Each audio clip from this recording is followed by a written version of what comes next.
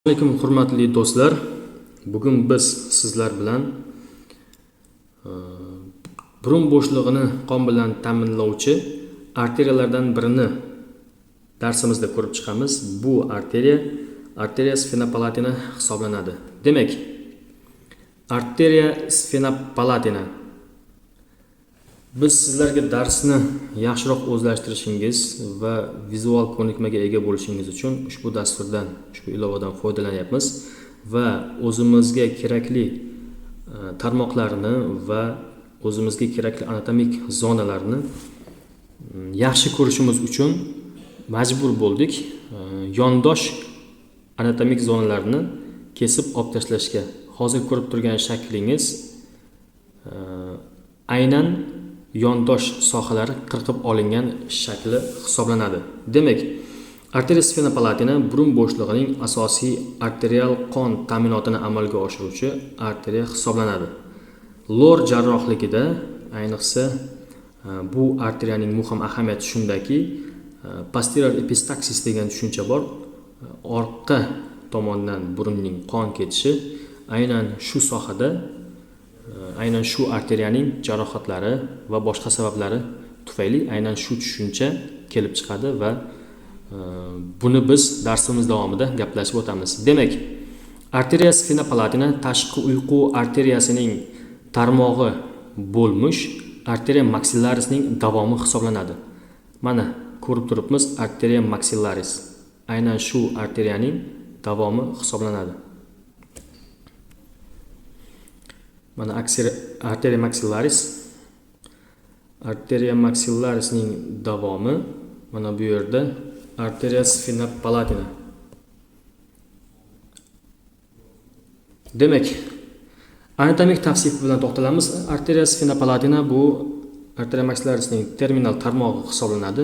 Kelib chiqishi arteriya carotis externa, ya'ni tashqi uyqu arteriyasidan burun bo'shlig'iga kiruvchi, demak foramen sphena palatinum orqali o'tadi. Demak, qanot tanglay arteriyasi fossa pteryga palatinadan o'tib, demak, aylana shakldagi qanot tanglay teshigidan ham o'z navbatida o'tadi va burun bo'shlig'iga kirib keladi. Bu teshik orqali, demak, odatda o'sha burun yo'lini orqa qismi yoki bo'lmasam o'rta burun chig'anog'ining orqa qirrasi, orqa uchi qismidan orqaroqda joylashgan bo'ladi. Mana bizga o'rta burun chig'anog'i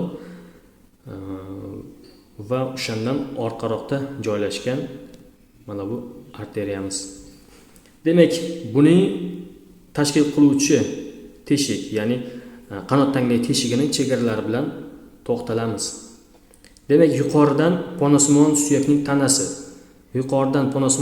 tanasi va biz bu tanani sath ko'rinishi uchun kesib olganmiz.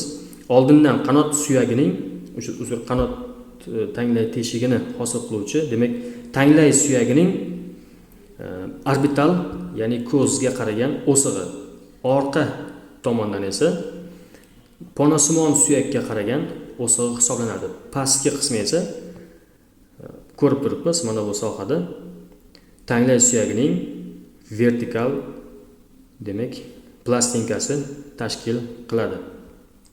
Yo'nalishi, bu arteriyaning yo'nalishi pteryga palatin chuqurchadan boshlanib sphena palatin teshik orqali burun bo'shlig'iga kiradi va medial va lateral tarmoqlarga bo'linadi. Burun shilliq qavatini, chig'anoqlarini, demak, chig'anoqlardan tashqari septumni, mana to'g'rida ko'rib turibmiz, septumni demak qon bilan ta'minlaydi va shilliq qavatlarini ham, demak, burun bo'shlig'ini qon bilan ta'minlaydi. Ayrim hollarda ba'zi tarmoqlari, demak, yuqoriga yo'nalib etmoidal shilliq qavatlarini va ponosimon suyakning shilliq qavatini ham qon bilan ta'minlashi mumkin. Asosiy tarmoqlarga to'xtalamiz. Hozir biz ko'rib turgan tarmog'i bu arteriya nasalis posterior lateralis tarmog'i hisoblanadi. Bu burun devori va o'sha chig'anoqni qon bilan ta'minlaydi. Demak, bu bo'lishi mumkin o'rta va pastki burun chig'anoqlari va undan tarqaluvchi, mana shu tarmoqdan tarqaluvchi Kisselbach zonasiga boruvchi, demak, oxirgi tarmoqlari bor. Bu tarmoq bu Kisselbach zonasiga boruvchi tarmoq hisoblanadi va boshqa arteriyalar bilan anastomoz hosil qiladi. Demak, qon bilan ta'minlanadigan sohalari bu burun bo'shlig'i, ya'ni burun to'sig'ini orqa qismini qon bilan ta'minlaydi. Mana bu yerda burun to'sig'ini ko'rib turibmiz. Bu etmoidal plastinka perpendikulyar va burun to'sig'ining tog'ayini ko'rib turibmiz. Aynan shu sohaga yo'nalib, shu sohani demak qon bilan ta'minlaydi. Va ayrim hollarda boya aytib o'tganimizdek, sfenoid va etmoid sinuslarning shilliq qavatini ham qon bilan ta'minlaydi. Bu arteriya qaysi arteriyalar bilan anastomoz hosil qiladi? Bu arteriya va uning tarmog'i. Demak, o'z navbatida yo'nalishiga qarab ko'rib turibmiz. Arteriya etmoidalis anterior va posterior tarmoqlar bilan anastomoz hosil qiladi. Arteriya etmoidalis anterior va posterior tarmoqlarini mana shu sathdan ko'rsak bo'ladi. Mana. Arteriya etmoidalis posterior va anterior tarmoqlari bilan anastomoz hosil qiladi. Mana bizning arteriyamiz, bu esa posterior va anterior etmoidal arteriyalar. Xo'p, keyingi tarmog'i anastomoz hosil qiluvchi arteriya labialis superior, yuqori lab arteriyasi va arteriya palatina major. Demak, yuqori lab arteriyasini biz tashqi burunni qon bilan ta'minlanuvchi tarmoqlarini ko'rib chiqqan videomizda gaplashganmiz va arteriya palatina majorni videoning so'ngida demak gaplashib o'tamiz. Demak, bu arteriyaning klinik ahamiyatini ozgina gaplashib o'tamiz. Demak, birinchi navbatda posterior epistaxis haqida gaplashamiz. Aynan bu arteriya burunning orqa qismidan qon ketishining eng ko'p uchraydigan manbai hisoblanadi. Qon ketish odatda kuchli bo'ladi.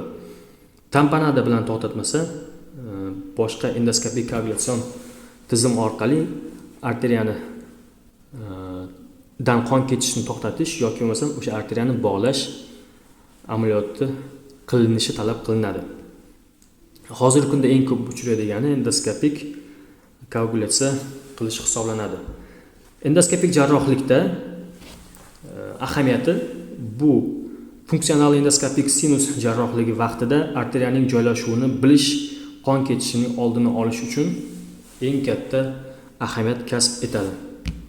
Va endoskopik orientir, bu orientir demak sfenopalatin teshik odatda o'rta burun chig'anog'ini, mana ko'rib turibmiz, o'rta burun chig'anog'ini orqa uchiga yaqin qismida joylashgan bo'ladi. Aynan orientir olish uchun aytyapman bularni. Demak, arteriya shu teshikdan chiqqach, darhol bir nechta tarmoqlarga bo'linadi. Mana arteriya chiqdi va tarmoqlarga bo'lindi. Jarrohlikda barcha tarmoqlar saqlanib, demak koagulyatsiya qilinmasa qon ketishi qaytalanishi mumkin. Qachon bu arteriya jarohat oladi? Qachon? Demak, birinchi navbatda eng ko'p uchraydigani bu burunning mexanik jarohatlarida.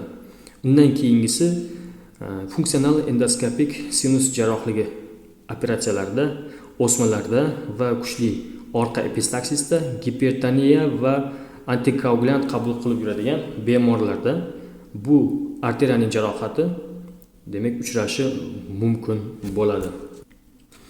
Biz siz bilan gaplashdik, darsimiz so'ngida gaplashamiz deb. Demak, arteriya palatina major va minor arteriyalar bor. Aynan major, arteriya palatina major bilan bizni hozir gaplashib o'tgan arteriyamiz, arteriya sfenopalatina va uning tarmog'i